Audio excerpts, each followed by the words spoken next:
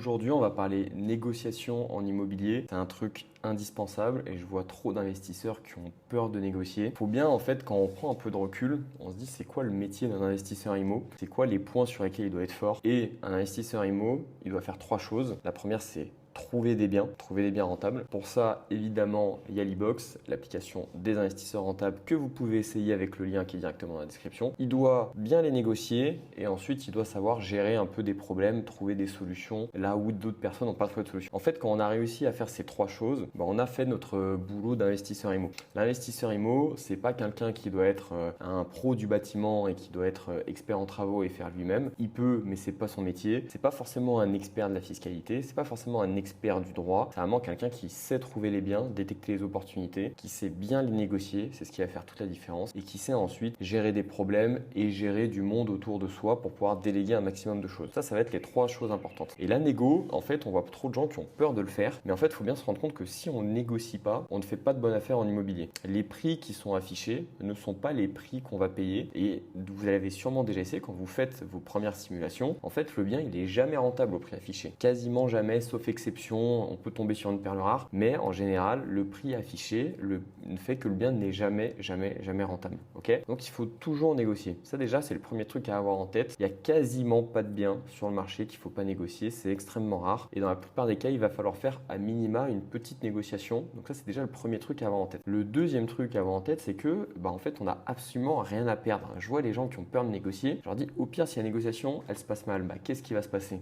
En réalité, il va rien se passer. On n'avait pas l'appartement avant de négocier. Si la négociation se passe mal, on l'aura toujours pas. On reviendra au point de départ. Aucun changement. Et si jamais la négociation, elle passe, on aura fait une super affaire. Donc en fait, il faut pas avoir peur de négocier. Il n'y a vraiment rien à perdre. Il y a des gens qui sont encore bloqués par cette espèce un peu de gênance, de peur de demander, de se dire mais pour qui je vais passer si jamais j'essaye de négocier, l'agent IMO il va me prendre pour je sais pas trop qui. On s'en fout. Sachez qu'en plus les agents IMO, ils en ont vu d'autres. C'est des gens qui sont formés à la négociation. Donc je peux vous dire que eux, ils sont en général bien moins mal à l'aise que vous au moment de la négociation. Et vous inquiétez pas qu'ils savent que ça fait partie du jeu. Et si vous êtes avec un vendeur en particulier, peut-être qu'il n'est pas au courant, mais il va devoir s'y faire. Et puis lui, avant de vendre, il a forcément acheté, donc il a forcément fait de la négociation aussi. Donc c'est un monde où il faut négocier. C'est vrai que quand on commence à investir et qu'on vient d'un milieu, on va dire classique, où on a un boulot en CDI, c'est pas forcément des choses qu'on fait tout le temps. On n'a pas l'habitude de négocier les prix dans notre vie de tous les jours quand on va au supermarché ou quoi que ce soit. Mais en immobilier, c'est monnaie courante, ça se fait tout le temps et il faut pas avoir peur de ces discussions. Il faut en parler avec l'agent IMO de manière totalement ouverte et décontractée. Et en fait, il faut se dire aussi qu'il n'y a rien de personnel, c'est du business. Et puis si jamais ça passe pas, ça passe pas et puis voilà, vous resterez quand même très copain avec l'agent IMO. Croyez-moi, si vous faites les choses correctement, vous n'allez pas non plus vous brouiller avec les agents IMO. J'entends des investisseurs des fois qui me disent oui, mais du coup si je fais des offres trop agressives, je vais être blacklisté par l'agent IMO, il pourra pas me vendre d'autres biens derrière. Alors ça pour moi c'est complètement faux. Déjà l'agent IMO il n'a pas trop intérêt à se bloquer des clients si jamais il voit que vous êtes sérieux. Donc il va pas vous blacklister, il va pas se vexer, c'est son boulot. Mais justement la clé c'est de rester sérieux. C'est-à-dire que effectivement si vous passez pour un tocard, l'agent IMO il va dire bon ça sert à rien que je deal avec cette personne parce que de toute façon il fait n'importe quoi ou elle fait n'importe quoi et du coup je perds mon temps. Mais si vous faites des offres, même très agressives, qui sont justifiées, qui sont logiques, qui sont argumentées, il n'y a pas de problème. Après, on peut avoir des visions différentes. L'agent IMO peut dire, écoutez, moi je trouve que votre négo elle est trop agressive parce que si, parce que ça, parce que voilà. Mais vous, au moins, vous avez expliqué votre point de vue. Et à partir du moment où votre histoire elle se tient, il n'y a pas de souci. Il n'y a pas de souci. Vous lui dites, écoutez, là c'est pas passé, c'était peut-être pas un projet pour moi, mais pour le prochain, il n'y a pas de souci. L'agent IMO, il sera toujours très content de vous vendre à vous s'il voit que vous êtes sérieux et que vous êtes prêt à acheter et de prendre sa commission en passage. Donc, il faut se débloquer un petit peu sur la partie négociation. Maintenant qu'on a fait un peu la partie mindset de la négo, j'ai envie de dire, on va parler un peu plus sur les méthodes et comment ça fonctionne une négo. Il y a plusieurs choses à savoir pour faire une bonne négociation. La première, c'est que la négo, c'est toujours une guerre d'information et de levier. Guerre d'information, je pense que vous voyez, le but c'est d'avoir le plus d'infos possible, idéalement d'avoir plus d'informations que son partenaire de négociation. Et je dis partenaire parce que c'est important, c'est pas un adversaire, c'est c'est vraiment quelqu'un avec qui on va négocier et pas contre qui. Mais quand même, le but c'est de faire la meilleure négo possible et des fois, c'est bien d'avoir un peu plus d'informations que l'autre personne pour pouvoir justement jouer sur ce bien d'information pour pouvoir faire une meilleure négo. C'est aussi une guerre de levier, on va pas se mentir. La négociation, c'est quand même une logique où il faut savoir appuyer un peu où ça fait mal. Il faut savoir comprendre quel est l'intérêt de la personne en face, qu'est-ce qu'il peut se permettre d'accepter, qu'est-ce qu'il ne peut pas se permettre d'accepter. Et il faut toujours avoir un levier. Le levier, il y en a plein. Ça peut être appuyer sur des ventes qui ont été annulées. Ça peut être sur un vendeur qui est pressé. Savoir si le crédit il est remboursé ou pas. Toutes ces choses-là, ça va vous permettre de savoir à quel point vous avez du levier. Je prends un cas un peu extrême, mais du coup qui vous montre un peu ce que c'est le levier. Vous êtes sur un bien qui est très difficile parce que, je sais pas, gros travaux, situation bizarre avec l'urbanisme, architecte du bâtiment de France, etc. Et vous êtes sur un vendeur très pressé parce qu'il a besoin de l'argent pour payer une succession, pour payer des frais de santé de quelqu'un de sa famille. Bon, c'est triste, mais là, vous avez un levier maximum parce que c'est un bien qui apparemment va être un petit peu difficile à vendre parce que projet difficile, donc ça va pas attirer tout le monde. Et le vendeur est très pressé. Vous avez un levier énorme qui est de dire, moi, je suis capable d'acheter vite et je suis capable de prendre ce projet qui est compliqué et c'est là-dessus qu'il va falloir appuyer. Là, on est sur un cas très classique, mais il faut bien comprendre qu'il y a toujours un levier à trouver et trouver toujours celui que vous pouvez avoir face au vendeur pour essayer de soit négocier le prix, mais on verra qu'il n'y a pas que ça. En fait, il y a plein d'autres choses qui se négocient au-delà du prix et des fois, c'est souvent en plus malin d'aller négocier ces petits à côté qui en fait ont plus de valeur que de négocier le prix parce que sur le prix, il y a toujours une question d'ego. Savoir que le vendeur, lui,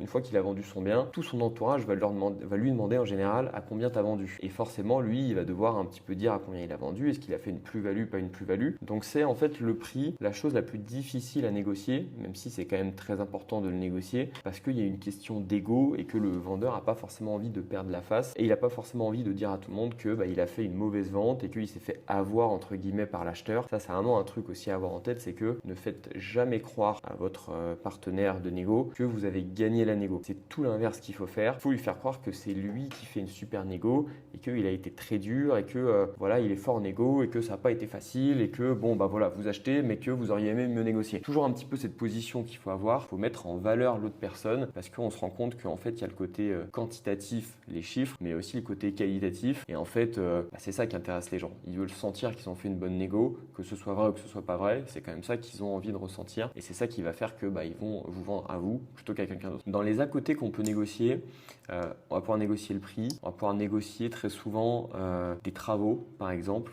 Souvent on arrive sur des biens où il y a beaucoup de travaux à faire ou même des fois il y en a un petit peu mais pas trop, ou justement en fait on n'est pas trop d'accord avec le vendeur sur la quantité de travaux qu'il y a à faire. Souvent on est dans des appartements où c'est un peu moyen, donc vous auriez aimé tout refaire et le propriétaire non. Et des fois en fait vous avez un budget de travaux qui est ce qu'il est et qui peut paraître très élevé pour le vendeur. Et du coup le vendeur vous dit non mais attendez, vous déconnez, le budget de travaux là que vous me budgétisez, il est bien trop élevé par rapport à la réalité. Et des fois ça peut être une solution de faire les travaux par le propriétaire. Ça arrive assez souvent que les proprios fassent eux-mêmes les travaux dans leur bien. Pas forcément la meilleure chose, j'en parle dans une autre vidéo aussi parce que vous n'avez pas d'assurance, vous n'avez pas de certitude que les travaux soient bien faits. Mais la réalité c'est que c'est quand même assez souvent le cas. Et des fois en fait vous pouvez dire d'accord, je remonte un peu mon offre, mais du coup je vous laisse faire tel travaux. Et l'idée c'est que le prix que vous remontez sur votre offre soit inférieur au budget de travaux que vous aviez estimé et que le propriétaire va vous faire économiser en faisant lui-même les travaux. Ça, il faut faire attention quand même parce qu'il faut aussi que les travaux soient bien faits. Donc mettez bien les clauses suspensives qui correspondent pour être sûr que le boulot soit bien fait et il faudra aller vérifier après que tout a été fait correctement et que ça n'a pas été fait à la va-vite pour la revente. On va pouvoir négocier aussi des conditions de crédit, notamment vous allez pouvoir négocier le fait de ne pas mettre de séquestre. Ça, c'est toujours bien, de ne pas forcément mobiliser son cash pendant plusieurs mois. Vous allez aussi pouvoir négocier la non-proratisation de la taxe foncière. Ça, c'est quelque chose qui se fait, peu de gens sont au courant. Mais normalement, si vous achetez par exemple au milieu de l'année,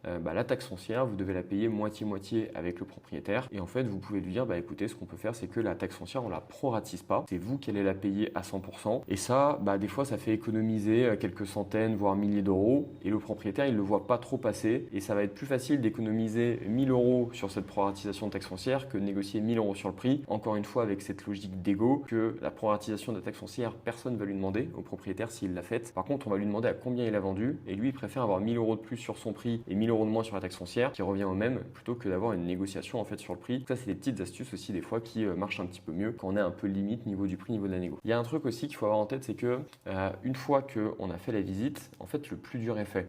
On a fait nos premières hypothèses, on a visité, on a validé nos hypothèses pendant la visite. Donc en fait, faire une offre derrière et faire de la négo, en fait, c'est le plus facile. Vous avez un modèle d'offre de négo, vous mettez votre prix qui correspond au prix qu'il faut que vous obteniez pour avoir la rentabilité que vous voulez sur votre bien. Et ça, en fait, ça coûte pas plus cher, quoi. Donc en fait, moi, je trouve ça bête de voir des personnes qui vont en visite et qui ne font pas d'offre d'achat parce qu'ils se disent non, mais de toute façon, il faut trop que je négocie et du coup, ça passera pas. Franchement, on s'en fout. S'il faut faire une offre à moins 50%, faites une offre à moins 50%. Et des investisseurs qui achètent et qui réussissent à négocier à moins 50%, ça existe. Et je dis pas que ça court les rues, mais ça existe. Et même des négos très souvent entre 20 et 30% peut paraître énorme pour beaucoup de personnes. C'est beaucoup plus fréquent que ce qu'on croit, surtout quand on est sur des biens avec travaux, surtout quand on est par exemple sur des immeubles, donc des projets un petit peu plus compliqués. Et ça se fait beaucoup, donc surtout n'ayez pas peur. Encore une fois, il faut juste que ce soit logique. Et en fait, c'est pas compliqué de passer pour une personne sérieuse auprès de l'agent IMO. Vous dites, bah voilà, les prix du secteur s'étend, le budget travaux s'étend. Si vous avez bien estimé le budget travaux, bah normalement, il n'y a pas de souci. La rentabilité moyenne du secteur s'étend. Moi, j'estime que vu le boulot qu'il y a à faire sur ce projet, eh ben, je dois avoir tel rendement et donc le prix, ça doit être ça. Et à la fin, en fait, c'est vous qui faites votre prix, c'est pas tellement le vendeur. Et du coup, quand vous faites une approche qui est comme ça, l'agent IMO, il peut pas vous dire quoi que ce soit. Il peut pas vous dire quoi que ce soit, vous avez fait une offre qui est logique. Et si le bien était trop cher, de base, vous y êtes pour rien. Et ce pourcentage de négociation, je vois beaucoup de gens qui disent est-ce qu'il faut négocier 5, 10, 15, 20%, 50%. En fait, ce pourcentage, il veut rien dire parce que ce qui compte, c'est vraiment le prix final. Si on a un bien qui est 3 fois trop cher à la base, il faudra négocier 66%. Alors que si on a un bien qui est au prix, on négociera quasiment rien ou un petit 5%. Donc ça dépend vraiment du prix de base. Et c'est pour ça qu'en fait, ce pourcentage, il faut faire attention, il ne représente pas grand-chose. Ne vous fixez pas sur le pourcentage. Faites vos prix de manière quantitative, de manière correcte, basée sur des chiffres. Et vous verrez que tout se passera bien et que la négo en général passe plus souvent que ce qu'on croit. Alors ensuite, sur les petites méthodes de négo, maintenant qu'on a vu un peu qu'est-ce qui pouvait se négocier, il y a plusieurs façons de bien réussir une négo. La première méthode, c'est quand même de se préparer en avance. Ça, c'est un truc hyper important. Une négo, ça se prépare avant d'arriver au moment où on commence à parler chiffres. Très souvent, comment ça se passe? Vous allez appeler l'agent immobilier. Ça va être dur au début d'avoir des infos pour pouvoir savoir si le prix est négociable ou pas. Par téléphone, en général, vous n'allez pas avoir trop d'infos. Il faut essayer de sentir un peu le truc, mais ce sera difficile. Et c'est souvent quand on fait la visite, on visite le bien, on discute un peu, on prend des photos, on dit ah ok là, faudrait faire ci, faudrait faire ça, etc. Vous sortez de l'appartement, vous sortez de l'immeuble, vous vous retrouvez sur le trottoir avec l'agent IMO. Et là, c'est un peu le moment où bon, on commence à parler un petit peu sérieux, on commence à parler chiffres. Très souvent, ça se passe comme ça. À ce moment-là, vous devez savoir ce que vous allez dire. Qu'est-ce que vous allez dire? En fait, vous devez essayer de regarder tous les petits points qui vont pas et qui vont vous permettre de justifier le fait que le prix qui est demandé, il est trop élevé. Les points qui vont pas, ça peut être, en fait, vous avez découvert que dans le quartier, il y avait tel ou tel problème. Vous avez découvert que dans le voisinage, il y avait tel ou tel problème. Vous avez découvert que l'appartement, par rapport aux annonces, par rapport aux photos de l'annonce, il y a des trucs que vous n'aviez pas vus, qui n'étaient pas visibles sur les photos, que potentiellement, il y a un peu plus de travaux que prévu, etc. Ça, c'est tous des petits points qui vont justifier le fait que, en fait, vous, le budget derrière travaux, il va peut-être être plus élevé. Le loyer que vous allez pouvoir tirer, il va peut-être être moins élevé si jamais le quartier n'est pas aussi bien que prévu, si jamais le voisinage n'est pas aussi bien que prévu, etc. Et vous devez, en fait, essayer de mettre en avant tous ces arguments. Le but, par contre, c'est pas du tout de balancer vos arguments et de dire bon alors qu'est-ce que t'en penses? Ça se passe pas comme ça. Il faut toujours essayer de parler le moins possible et de récolter le plus d'infos possible. On le disait au début, la négo c'est quand même une guerre d'informations. Donc le but, ça va être de poser le plus de questions possible à l'agent immobilier. L'agent immo, c'est vraiment votre allié. Il a tout autant envie que vous de faire la vente. Croyez-moi, lui c'est son métier de faire des ventes et il préfère faire un peu plus de ventes à des prix un petit peu plus faibles pour prendre plus de commission que d'essayer de vendre plus cher où lui ça va rien lui changer. Donc l'objectif de l'agent IMO c'est quand même que la transaction se fasse et que lui il n'ait pas besoin de faire 50 visites pour vendre un bien. Donc prenez-le comme un allié et demandez-lui le maximum de choses. Lui il a plein d'informations parce qu'il a ce rôle de tiers de confiance un petit peu auprès du vendeur et du coup il sait des choses que vous ne savez pas. L'objectif c'est de lui faire cracher un peu le morceau et que vous ayez de l'info pour pouvoir faire du levier. Toujours pareil, voir qu'est-ce qui est important pour le vendeur, sur quoi vous pouvez appuyer et voir jusqu'à quel point vous pouvez négocier. Donc ça, c'est la méthode un peu globale. Vous allez voir que souvent, l'agent IMO au début, il est un petit peu hésitant. temps, il va pas tout vous dire et c'est à vous d'essayer d'orienter un petit peu les questions pour avoir des infos, notamment sur la raison de la vente. La raison de la vente, on va pas se mentir, dans 95% des cas, les agents IMO vont un peu vous bullshiter. Ils vont dire il a besoin du capital pour partir sur un autre projet. Ça, c'est un truc qu'on entend tout le temps. Ou voilà, c'est une personne âgée qui a envie de toucher son argent. On sait jamais si c'est vraiment vrai. La réalité est pas souvent celle-là. Des fois, il y a quand même des choses justement un peu moins joyeuses. Par exemple, la personne a besoin d'argent pour autre chose, mais ça, l'agent IMO va pas forcément vous le dire tout de suite. Donc, il va falloir aussi que vous soyez un petit peu fort pour lire dans les yeux de l'agent IMO et quand il vous dit un truc, savoir si c'est vrai ou si c'est pas vrai. Très difficile, mais il faut essayer de sentir un petit peu ce truc-là. Et de toute façon, même si vous sentez que c'est pas vrai, vous n'allez pas lui dire non mais là je pense que vous me mentez monsieur, dites-moi la vérité. Vous dites jamais ça, mais vous savez que bon, ce qu'il vous a dit c'est un peu du bullshit et qu'en fait il y a quelque chose d'autre derrière. Et il faudra peut-être y revenir de manière un peu détournée sur une autre question dans 5 minutes. Donc ça c'est un truc important à faire. Il y a un truc moi que j'adore faire et ça c'est vraiment je pense une des meilleures techniques de négo, c'est de toujours demander à l'agent immobilier si c'est lui qui a fait l'estimation ou pas, si c'est lui qui a décidé du prix de vente. Pourquoi? Ce qui se passe très souvent quand un vendeur veut vendre, il appelle un agent IMO pour faire une estimation, mais le vendeur a toujours un prix en tête parce que il est allé voir sur l'e-box, il est allé voir sur Meilleur Agent, il est allé voir où vous voulez et lui il s'est fait une estimation. Il s'est dit ok j'ai acheté tant, aujourd'hui ça vaut tant, donc il a un prix en tête. Et il y a une bonne partie des vendeurs qui sont un peu têtus et qui vont pas forcément écouter l'agent immobilier. Et ce qui peut se passer c'est que vous vous retrouvez sur un bien par exemple affiché à 200 000 euros et en fait quand vous posez la question au vendeur, à l'agent immobilier, il va vous dire en fait non, le 200 000 euros c'est le prix du vendeur, c'est pas le mien. Moi j'avais plutôt estimé à 180 000. Quand il vous dit ça, là c'est pépite parce que vous savez que du coup il y a 20 000 euros de négo qui vont pouvoir se faire, je peux envie de dire facilement mais plus facilement. Pourquoi? Parce que vous si vous proposez 180 000, l'agent immobilier ça va être le gars le plus heureux qui va aller voir le vendeur et dire voilà j'ai eu une offre à 180 000, je vous l'avais dit, ça vaut bien 180 000, ça vaut pas 200. Et lui du coup il va beaucoup plus se battre pour vous parce que vous le mettez un peu en valeur et vous pouvez même lui dire d'ailleurs quand vous avez réussi à poser cette question et que l'agent IMO vous a dit oui moi je l'avais estimé à 180 mais le vendeur voulait absolument mettre à 200 et à la fin c'est le vendeur qui vend donc c'est lui qui a le dernier mot. Là vous pouvez dire oui effectivement moi je suis d'accord avec vous, ça vaut plutôt 180. Bon le vendeur là il déconne un peu, moi je pense que 180 c'est un bon prix. Et là si vous faites une offre à 180 vous êtes sûr que l'agent IMO il va se battre à fond pour faire